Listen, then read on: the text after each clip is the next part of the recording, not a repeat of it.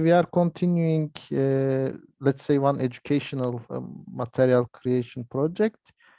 It's by Alvaro from Argentina. Yeah, he was the unique person in our class from Argentina. Okay, Alvaro, your stage is yours.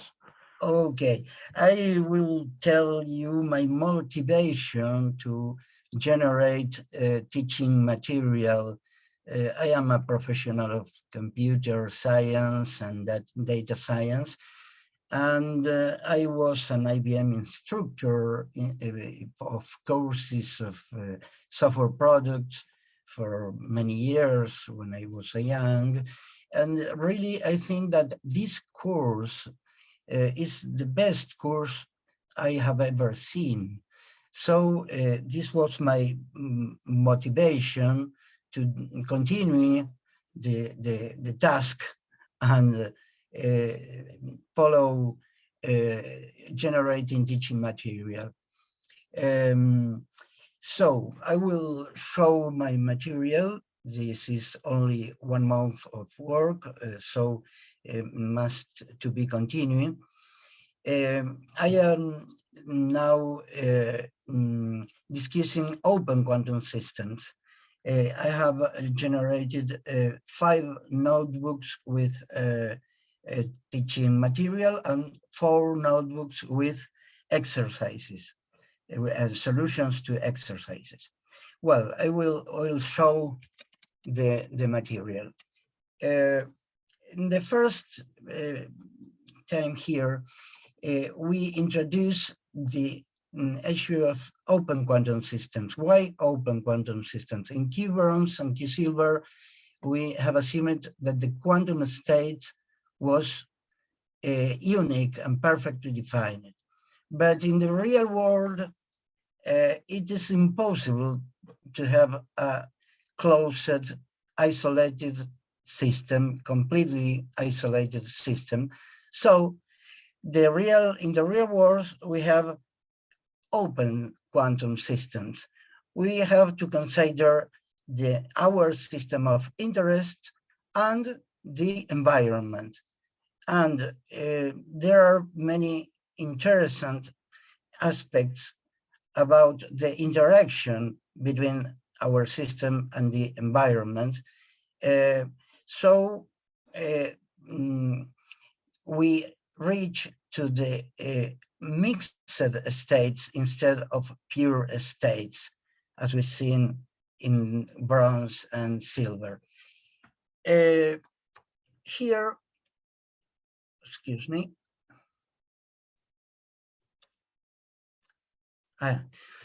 We introduce the course by means of an example, an experiment. We have 2 kinds of equipments. One of the equipments generates only the plus state, or a superposition of 0 and 1. And the other equipment generates randomly qubits in a state 0 with probability 1/2 and qubits in a state 1 with probability 1/2. So we propose to the student a task to differentiate how to observe the difference between both machines, both equipments. It's very simple. You can apply a Hadamard gate, and you will observe in the first equipment only zeros, and in the second equipment 1 and 0 with half probability. But here we differentiate both cases, saying that superposition and mixture are very different things. A quantum system is in a superposition of 2 states when it behaves like it is in both states at once. But in a mixture of 2 states, the system is really in one of the 2 states, and we merely do not know which state it is. So we have in a mixture a classical probability distribution of quantum states, and we need a tool to represent this mix of states, this mixture of states. That is the density matrix. We define here what is the density matrix, and we, in the exercises, in the solutions of the exercises, calculate the density matrices that are different from the previous experiment. Okay, so we explain which is the difference between an equal mixture and an equal superposition. What is really the difference between them?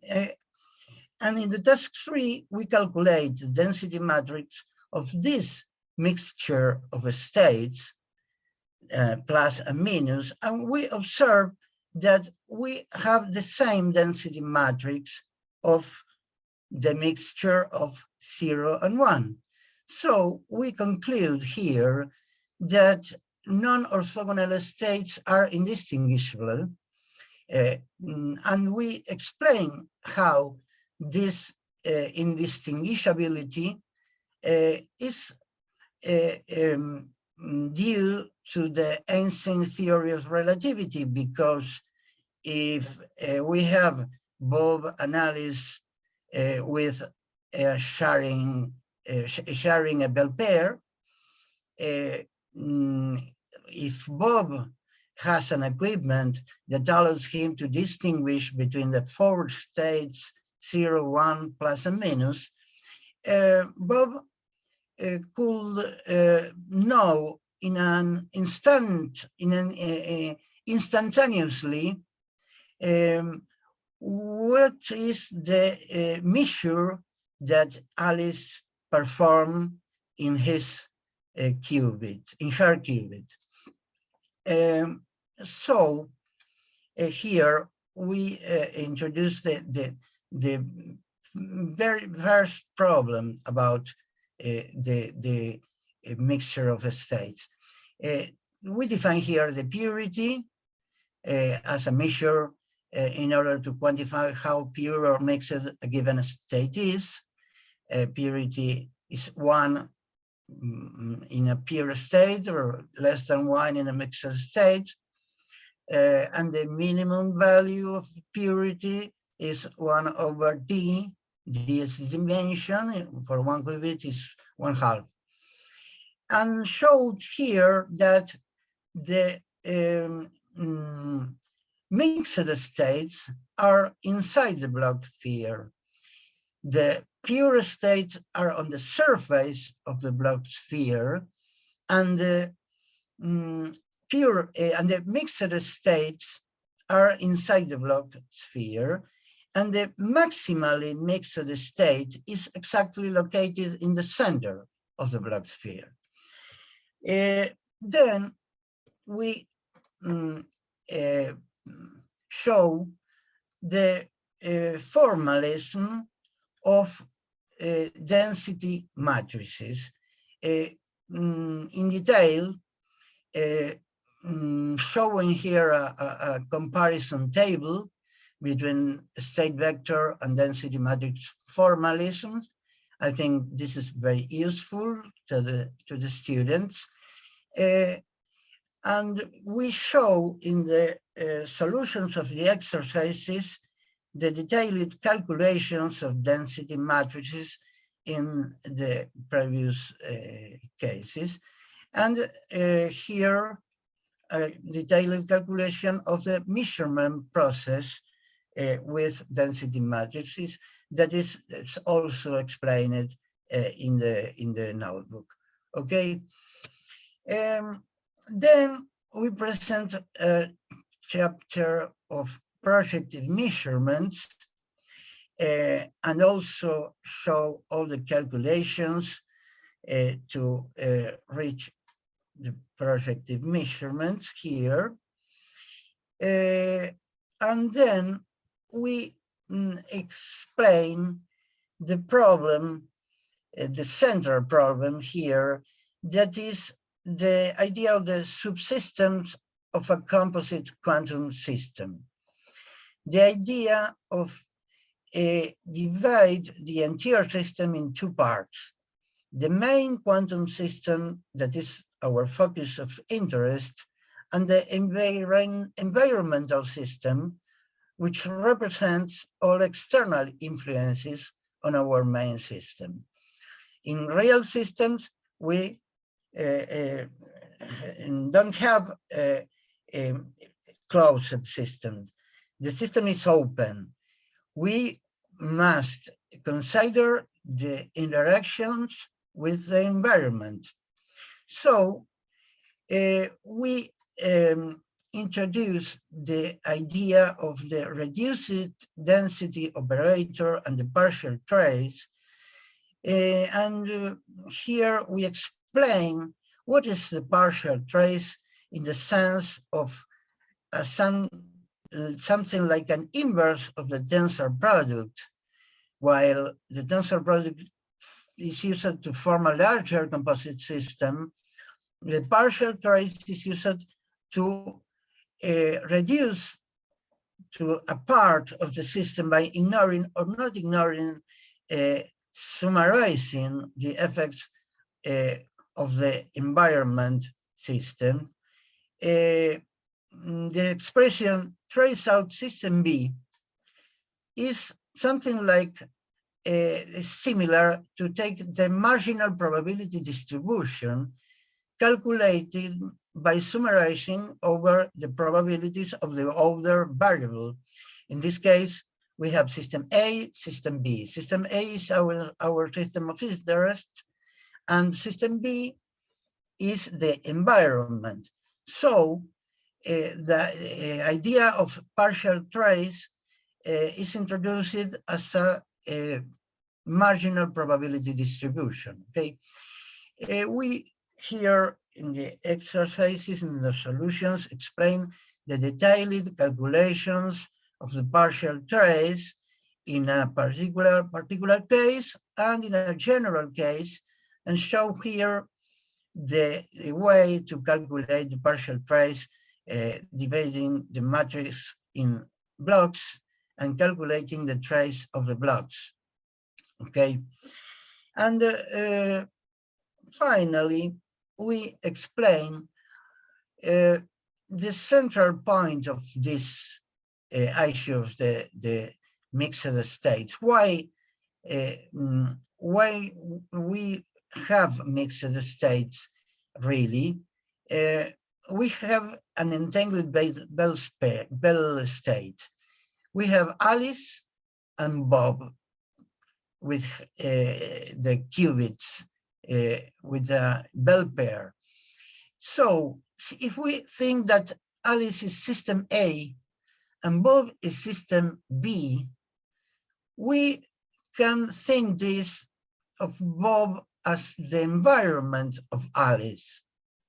So we show here that the partial trace formalism is used to obtain the point of view of Alice in this entanglement situation. So we saw here that appears a mixed state in the Alice system A that is a classical probability distribution, because Alice, when she measure her qubit, only observe a classical probability distribution between 0 and 1. This is essentially the key about this origin of the mixed states. And finally, we introduce the concept of superoperators that is a formalism that takes as input a system, our system of interest, described by a density operator in a Hilbert space of dimension n. We add an ancillary system. We perform an unitary operation on the join system.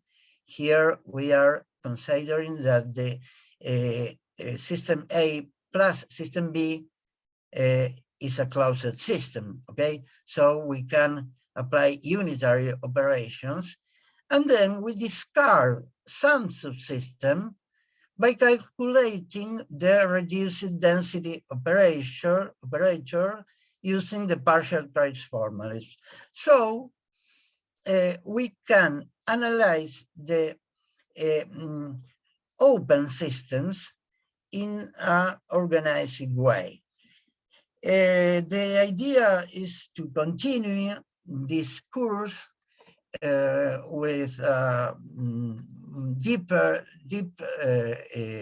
explanations about superoperators, quantum channels, but this is the following work, okay, in the next course. Okay, thank you. This is all. Thank you. It was just a concise introduction, by the way. Thank you very much. Any question?